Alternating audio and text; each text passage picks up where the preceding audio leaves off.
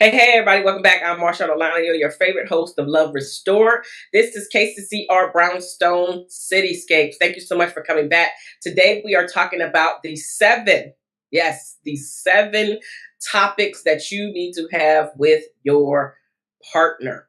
So the seven topics that every couple needs to have together. But before we jump into that, Love Restore, why did I decide to start it? Love Restore was started because just like you probably didn't get the tips, tools, or strategies from your parent or your guardian, and you went out into life and you bumped your head on trying to figure out how to choose your partner, how to choose your spouse. Maybe you've been in a marriage or two, or even sometimes three, right? And you never figured out why things haven't gone the way that they needed to go in your relationships. And I started Love Restored because of that. Because we, just like you, I am in the same boat.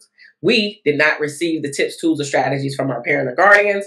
It is now time for us to have a designated space that is catered to us, that is dedicated for us to potentially try to rewind time, but really is to help you today, but also help future generations later on. Because if you become better, a better person, a better wife, a better mother, a better daughter, a better sibling, that also can translate into you being a better wife, into you being a better spouse, and into you loving yourself even more.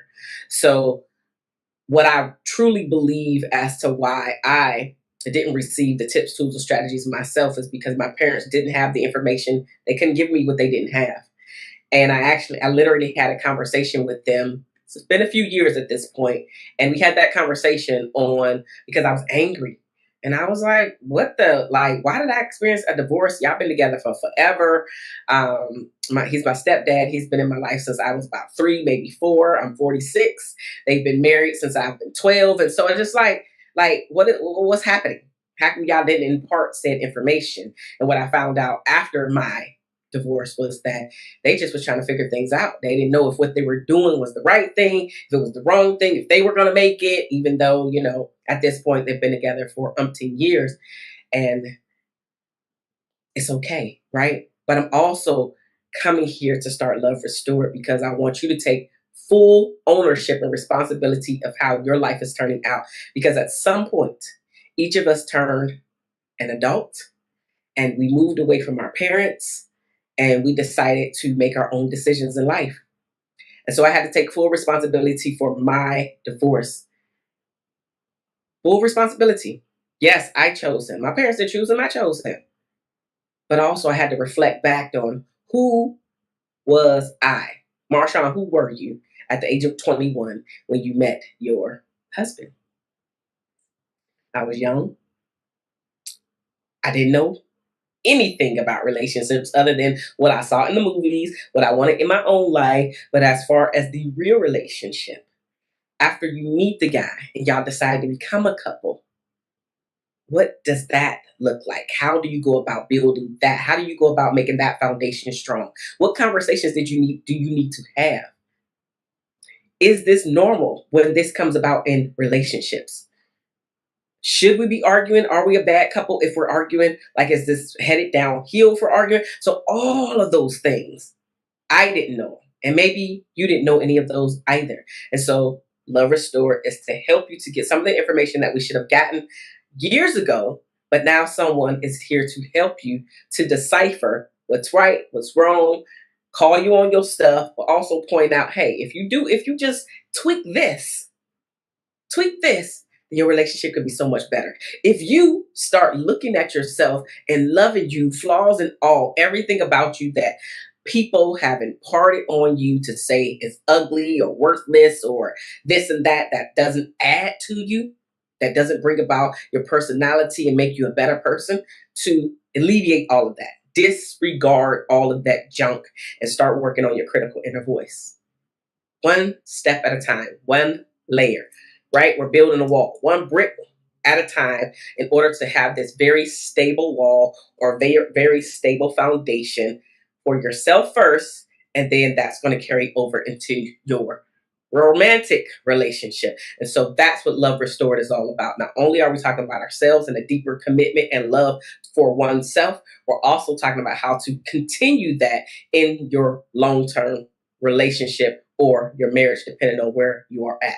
So without further ado, the 7 conversations that every couple needs to have. Let's dive into it right now. The first one is taboo topics. Taboo topics are openly discussing those things such as the fears, your insecurities, your past mistakes, right? Because this can foster vulnerability and deepen the understanding of one another. So it's not just about one person, it's about both of you. But one of you have to be brave enough to open up the door to have said conversations. So if you are wondering why the connection is not as deep or everything seems superficial and on the surface, it's going great, but you want to go deeper. And this not only happens at the dating stage, it can happen and has happened into the relationship stage and even carried over into the marital life as well. So we want to get deeper. We have to and we must go deeper in order to form those deeper bonds and create a deep connection with one another by sharing and opening up and being very vulnerable about the mistakes that you experience. Like, you know what? Just FYI, sensitive topic. I've actually had an abortion. Or maybe you had 2 abortions, 3. But being able to, you don't have to share it with the world. You don't never have to even comment for me and say, you know what, you're talking about me. I don't have to know that. But your spouse should know that because that could cause some complications to having children later on. It could. You may feel a certain type of way during the anniversary of your abortion, 1, 2, 3, whatever.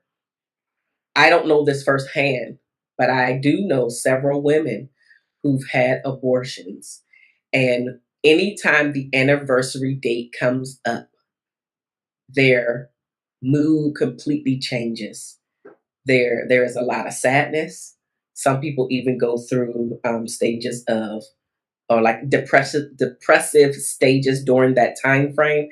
And so it would be really great for your spouse to just understand what's actually happening. And it's not so much understand as if he can ever experience that in which happened, in this case, the abortion.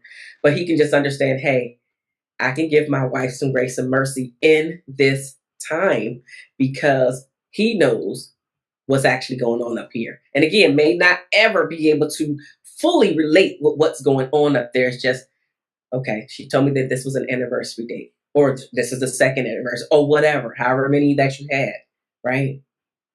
And I'm speaking about abortions, but your situation may not be an abortion. Your situation may be an STD. Your situation may be, hey, I gave away a child. Your situation may be, you know what? I was doing a lot of drugs. Whatever your situation is, being able to share that you had some fears around these things, you had some insecurities around some things in your life, and you have made some mistakes in your life. Because all of us have made some mistakes in our life, because none are perfect. And so if you can open up and talk about those taboo topics, then you and your spouse will be better off and feel more connected with one another. Taboo topics, taboo topics. The second topic that you should have with your partner is your pet peeves and your irritations. Now, addressing the pet peeves and irritations early can prevent resentment from building up and promote understanding and compromise. Now, one of the reasons why we need to have this conversation about pet peeves and irritations is because not only is there understanding, because literally the theme throughout each of these 7 is to have a better understanding, to be more empathetic, to be more sympathetic. So that's across the board. Even if you hear me say it multiple times, that is across the board because I really want you to hear this is about understanding. This is about connection. This is about learning. This is about listening. All of those things are incorporated into this. But specifically when it comes to the pet peeves and irritations, these are the topics that hardly ever come up unless your partner triggers you in that way. So if you can think about some of these things beforehand and have the conversation with your partner beforehand, that resentment won't even be there. It's like as your partner taking this information in, even if they see that you have an attitude, it's like, I did that thing. Like recognizing where he went wrong. Or in your case, right? Because maybe you struck his nerve, you irritated him, you did one of his pet peeves because it's not something that bothers you, it's just something that you do. But then maybe his attitude shift or he shuts down, he sits back, he's no longer leaning into you, he's more distant. It's not to say that it's right, but you as the person, because you two had this conversation, it's like, he told me about that pet peeve. And maybe the pet peeve could be something very simple. Like I'll even talk about me. And my daughter laughs at me about this one because one of my pet peeves is listening to people chew with their mouth open. I hate it. Like highly despise it because I think it's gross. Like, why do you have to chew with your mouth open? I know in some cultures that is the thing, and they want you making noises. That's how they know that the food is really good. In America, that's not one of the things that we do. So, in America, I just feel that we should close our mouth. I don't need to see your food and all of it being mixed around. I don't need to see that, and I definitely don't need to hear. That's me. So that's a pet peeve of mine, right? And so me being able to share this conversation with my significant other is something that he should know. It's not to say that he's not going to do it. No, that's not why you're having these conversations. It's just so he can have an understanding of why I may pull back or why I may be looking upside his head. It's not to even say that what me looking upside his head is the right thing to do. It's just something that I don't like. Again, something that he would have a better understanding of why I am doing the things that I'm doing. I remember actually having this conversation with one of my exes because he does this very thing. And I literally thought it was an attack against me. And I know that may sound a little silly, but just rock with me. It really was because it's my pet peeve. So, of course, it's heightened in me. It stands out for me.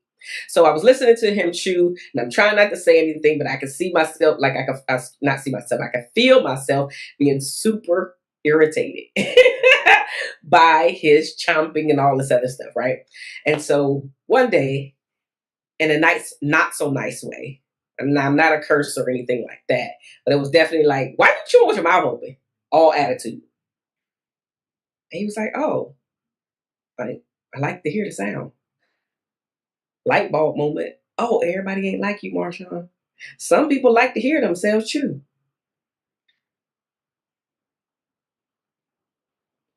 And not only for him, like it was an additional thing for him. Like he likes to hear, like when he's pulling the spoon out of his mouth, the spoon always scrapes his teeth. And so that was another heightened thing for me that irritated the mess out of me. Although I know everybody doesn't do that. That one was literally specific to him. So those were the two things for me, like chewing with your mouth open plus the scraping of the spoon. And he was just like, oh, I like the way it sounds.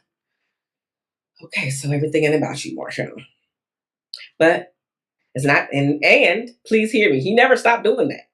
Never. He still does it to this day. But I understood it had nothing to do with me. And so hearing him do it because we had a conversation about it, I'm not saying that it didn't irritate me at least a little bit, but the heightened irritation pre-conversation was no longer there. So having the conversations about the things that irritate the mess out of you, your pet peeves, is going to again keep you connected and have some sympathy and even empathy for the person when they don't adhere to your pet peeves not being met, right? If that even makes sense. I think I said that backwards, but you get my drift in all of this. And yeah, we're going to keep moving forward. So the first thing I mentioned, taboo topics. The second thing is pet peeves. The third thing, let's move to the third thing, which is financial matters. Discussing the impact of financial infidelity and establishing trust and transparency in your financial matters is critical for a healthy relationship to be established. Now, I'm not sure if you are aware, but finances is one of the top 3 reasons why people still get divorced till this day.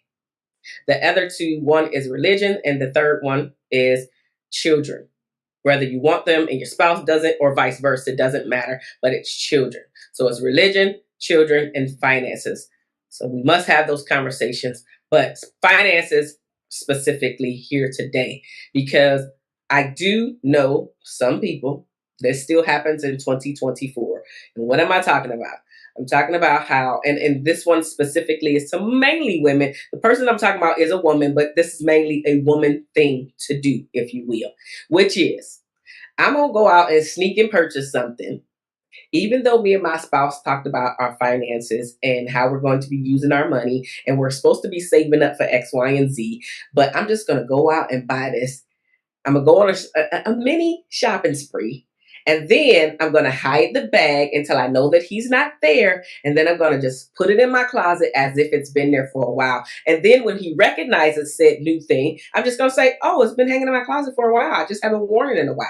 Meanwhile, a while for you was like either a couple days. It might even be a couple weeks. But you know good and doggone well, it was a new item that he had never seen. He had never seen it because you just purchased it. So just lying about the finances can really keep the two of you disconnected. Like this particular couple that I'm speaking about, they're having a tough time in their marriage because of things like this. They'll have a conversation about their finances. They're both on one accord in each other's face. And when they leave and when temptation comes, whatever the temptation is for them to buy whatever it is, now her, in this case, she's the one who is unfortunately having the financial infidelity in their marriage. She'll go out and sneakily do things. And when it's time for them to talk about whether it's buying a house or buying whatever the next thing that they're supposed to be purchasing together, she doesn't have the funds because she's been sneaking doing these things. And it's really causing a huge wedge in their marriage present day.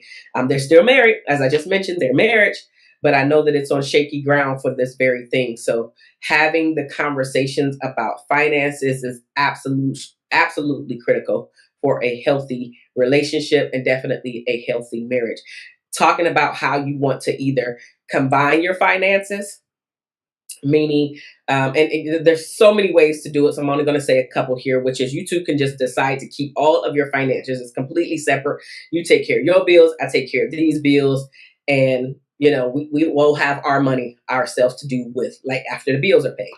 That's a way to do it. Some people like to do it that way. So it's a way to do it.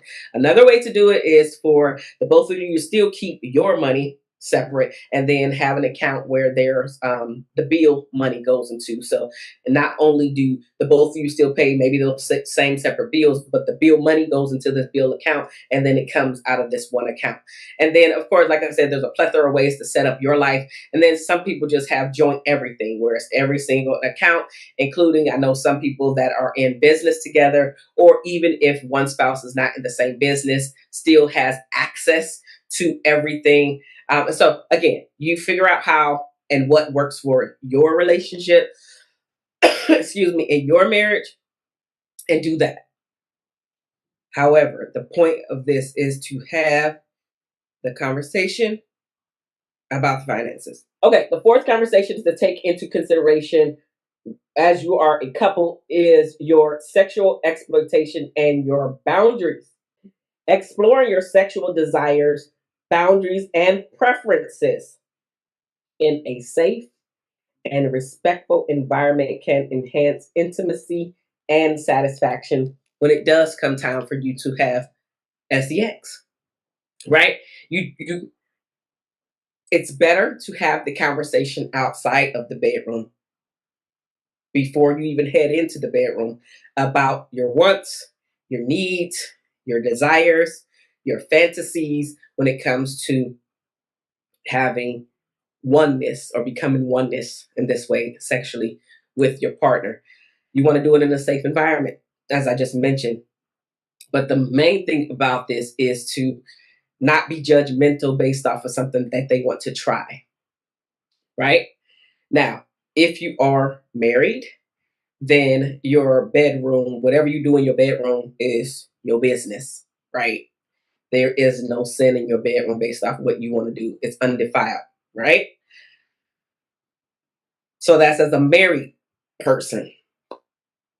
Even if you're not married, you still should have conversations because most of us have had um, premarital sex and after you've gotten married, right? Like, oh, excuse me, after you divorce, if that was the case, if that was your case, I'm sure there has been, you know what sex is like. That's the whole point. So you still want to have those conversations beforehand where they feel safe and secure to be able to tell you, hey, you know what, I don't want you to choke me. This is not a thing that I'm into, right? Or I want you to choke me. Actually, I do. Here's the safe word. Let's talk about this. Like going down those words. What are your fantasies? You want me to dress up and be like whatever? Okay, let's talk about that. You know what? I'm actually not cool with that. That's not something that I really want to do. So, yeah, but being open to exploring these different things. You know what? This is a position I want to try. Oh, wait, hold on. That's not really what I'm into. So, having those open conversations about the things that we know that happen behind closed doors, but we're not necessarily having these conversations, which is really hurting us in the long run because then get into the bedroom and I flip you over or you flip me over and now you trying to do something that I'm like, oh no, hold up. And it really destroys the moment when we could just have this outside of the bedroom. Yes, it seems a little awkward, but guess what? I understand you and you understand me. You're not trying to go down a road that I'm not uncomfortable with. And the same for you. Maybe I want to choke you, right? Maybe I want to smack you. Maybe I want to do some other stuff to you that you just like, no. So having those open ended and really open, honest conversations is really what it's all about throughout this, as I mentioned earlier. The theme is understanding and trust and all the other stuff, but it's also communication. All of this stuff is communication. Every single one of these 7 points that I'm mentioning here today is all about communication. It really is opening yourself up, being vulnerable, staying connected, feeling like this person is not only your lover, but they're also your friend. I actually like being in the room when you're there. You know what? I'm a little sad when you're not there. I know that we got our different lives, we got our different jobs and careers, we got to do our different things, bring something different to the table. But at the same time, I really like you when you're here. As a matter of fact, I actually like you as a person. And I definitely like you as my spouse. All of this stuff is about communication and laying the foundation and keeping the foundation strong, keeping the connection strong, and making sure that the bond is there and won't be broken as easily because of all of this connection, because of all of this understanding, because of the compromise, because of the sympathy, because of the empathy, putting yourself in the other person's situation, understanding, listening to what made them the damaged person that each of us has, at least a hint of damage within us because of life and other people's stuff that they put on us. All of these conversations are important. So you know who you laying next to. You know who you sitting across the table from. You know who you are procreating with. Now, with that being said, let's pay some bills, y'all, because we've been talking about this stuff for a little while now. And again, I am Marshaun Olaniyan. This is Love Restored, and you're listening to KCCR Brownstone Cityscapes. Thank you so much for sharing the channel with your family and your friends. Thank you so much for subscribing to the magazine, the digital copy as well as the print copy. Thank you so much for tuning into the other personalities here on the channel because it all makes a difference. You guys are showing up and showing out, and it's making a difference in how the radio station is growing and is being put out into our communities, and it's also international. Like, it is just a wonderful thing to be able to share our stories and put the information out that we want others to really see what it's like to be a part of a community that's thriving, but also that's putting out the information that is correct versus the stereotype. We want to put out the correct information versus the stereotype because the stereotype doesn't help any of us out, right? So now with that being said, let's jump back into this. The last 3 conversations that are a must have in your relationship and especially in your marriage. This one I really want to talk about, and it is legacy and impact. Legacy and impact. Conversations about legacy, about the legacy that you want to leave behind, and the impact you want to have on the world can be thought provoking and inspiring as your partner is listening to you tell, you know what? This is the legacy that I want to leave behind for not only my children, my children's children, and my children's children's children, right? So we got the grands, and now we got the great grands. I want them to know my name. I want them to know what I started way before they were even thought of, so they can carry on this legacy. And it doesn't have to be like the business, although it could be, right? But everybody loves to talk about the Rockefellers. They set it up so they can have a legacy of generation after generation after generation. And not only does his family know his name, people like me outside of his family, people like you, I'm sure you've heard of the Rockefellers. And they're still wealthy to this day because of how he set his legacy up. And your legacy doesn't have to be that. Maybe you don't even aspire to have a legacy like that, and that's just fine. But have you thought about what you want your legacy to be? So not only do your children, of course, know who you are, their children, right, your grands, but what about your great grands? And what about your great great grands, right? So that's several generations that will know your name. And depending on what you do and how you set your legacy up, others will know your name outside of your family. Maybe you'll be the next Rockefeller. Maybe you'll be the next Martin Luther King, right? Maybe you'll be the next Rosa Parks. Maybe you'll be the next President Obama. Each of us have something that we want to impart, not only to our babies, but also for future generations. And yes, that could be including monetary, but it doesn't have to be. So having those conversations can be really inspiring. And if you've never thought about, well, what is the legacy that I want to leave behind? Now you can go about the business of figuring out what that is going to be for you today, so you can pass it along. And even think about how you want to set this stuff up. So your the great grands and great great grands and all that stuff that maybe you won't meet because of age and everything, you'll pass on before you ever meet them. They'll still have to aspire to do whatever it is that you put in said will and said trust before they can get access to the things that you left behind. It's very inspiring. And those are really deep conversations, because this is where people's purposes come into play. And now they're starting to live in this purpose. And this is how they start to roll out all of this stuff. And so that's my question to you. What is the legacy that you wanted to leave behind? How are you going to inspire the next generation and generations to come? These 6 conversations that you should have is dealing with your past traumas and your unresolved issues. Now, these can have a significant impact on the individual's emotional well-being and the behavior within the relationship. And by being vulnerable, this allows for deeper emotional connections and encourages your partner to open up about their sensitive experiences as well. So the past trauma, the past issues, the things that you're maybe still working through or haven't even started on, this is going to affect how you show up in your relationship present day. And so again, if you want the other person to connect with you and to understand you, these are the things that you must share. Even if you need professional help, because that's the thing. Even if you need professional help, because your spouse or partner can actually join ranks with you, join hands with you and say, you know what? You're not in this alone. Yes, you had the experience. You go talk to the professional, but maybe we both can talk. So maybe the professional can tell me how I can support you. So there's a plethora of ways to reveal said sensitive information.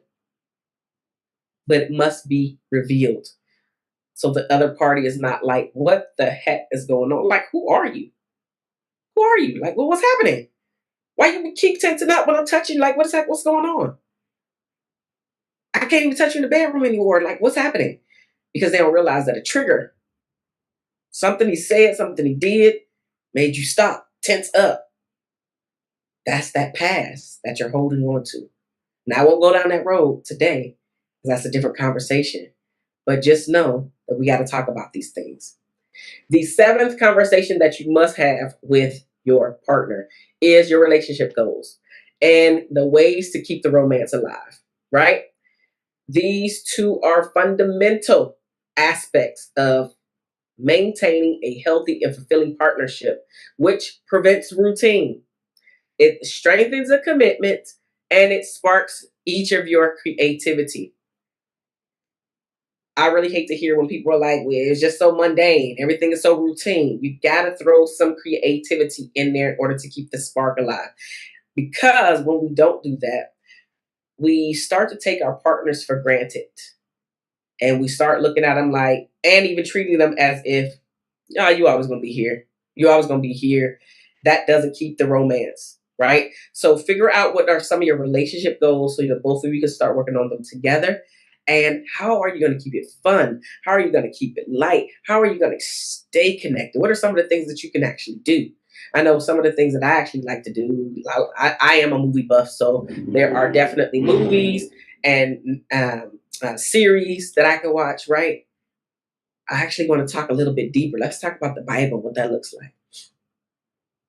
How many times a month or a year are we going to travel? Because I'm a traveler too. So but know what your things are so you can have these conversations is going to help the two of you stay connected, and it will break up that routine, and it'll keep both of your creative brains ready. Like, okay, this is the thing that you want to do, but now this is the thing that I want to do. So you do your thing with me and I'm gonna do my thing with you. That will keep the both of you connected, but also have you something to be thinking about, like, oh, I can't wait to go.